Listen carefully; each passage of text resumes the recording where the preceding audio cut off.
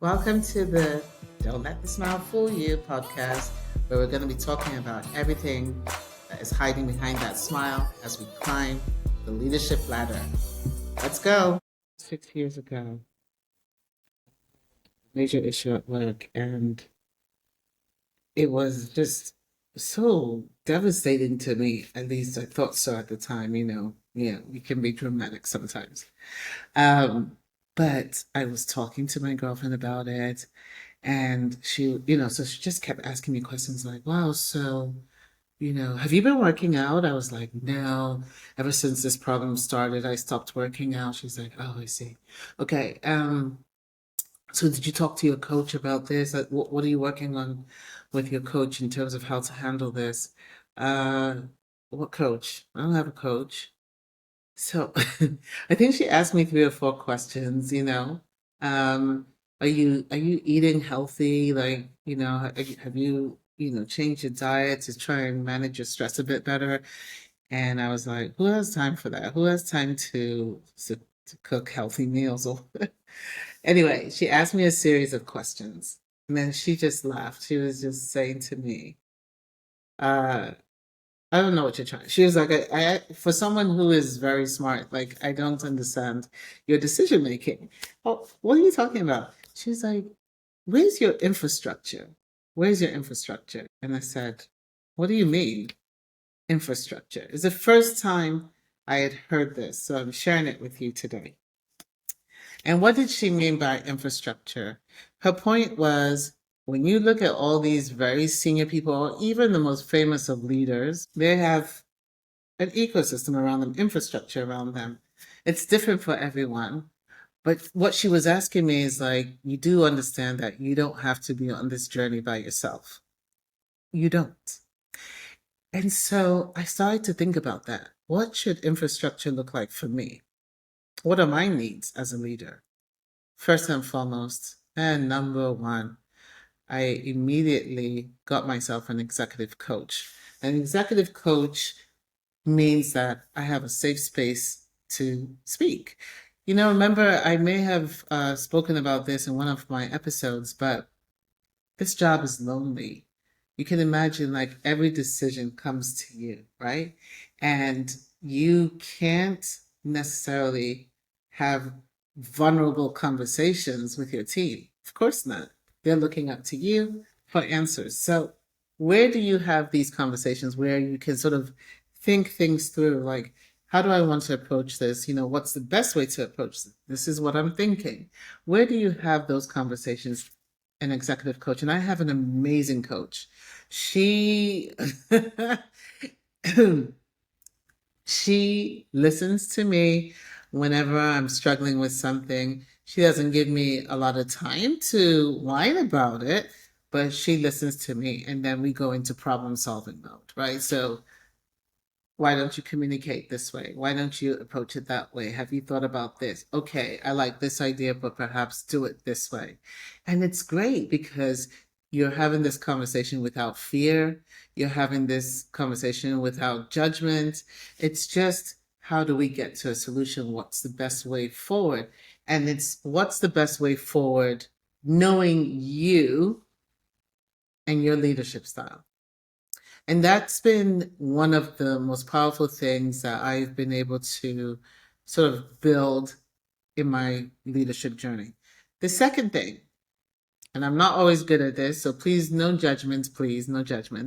But the second thing is a trainer, right? So I'm one of these people, I cannot exercise by myself, but I understand, I absolutely understand what exercise does for me.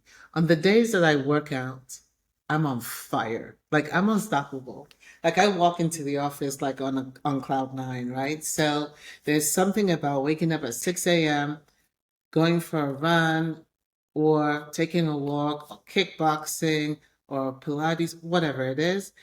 And what I do know is that I don't like doing it by myself. So I know this about myself. So the trainer needs to be there. Otherwise, it's not going to happen. And so I realized that that's an important piece of my infrastructure as well.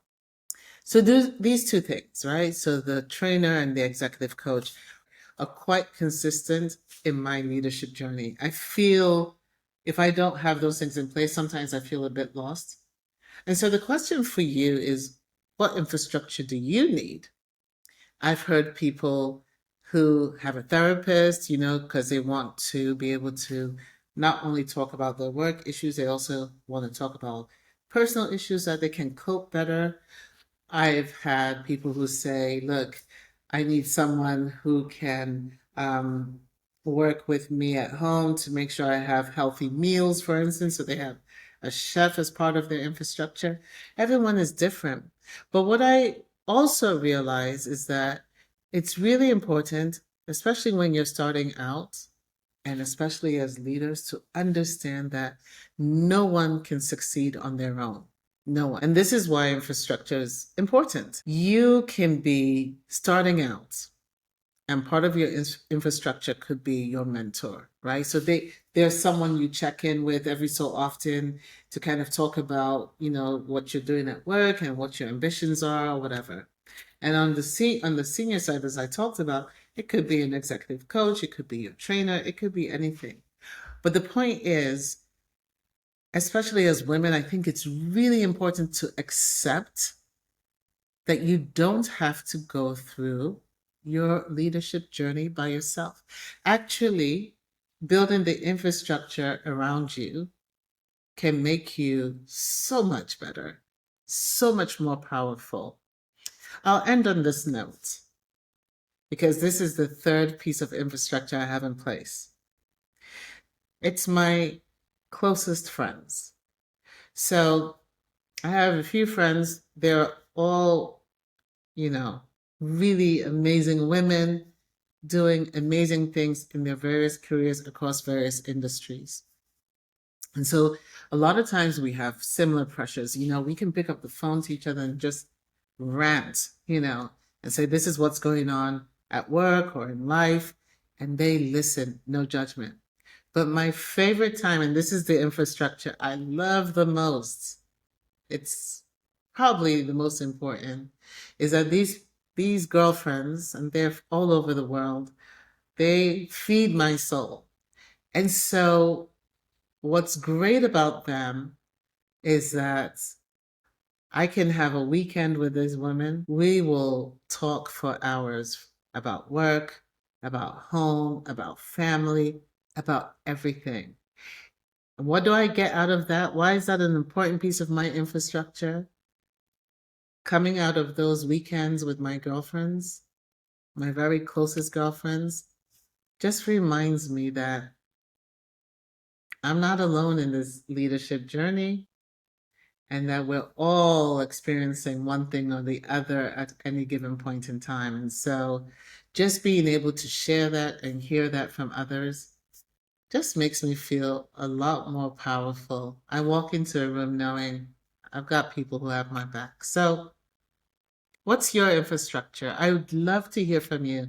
Do you think infrastructure is important? Are you building an infrastructure? Is it the first time you're hearing about infrastructure? Are you like me who just heard about it recently? Let me know and let's chat some more about infrastructure in the comments. Thank you for listening. Thank you for listening to the Don't Let the Smile Fool You podcast. I hope today has been really interesting and that you're still smiling.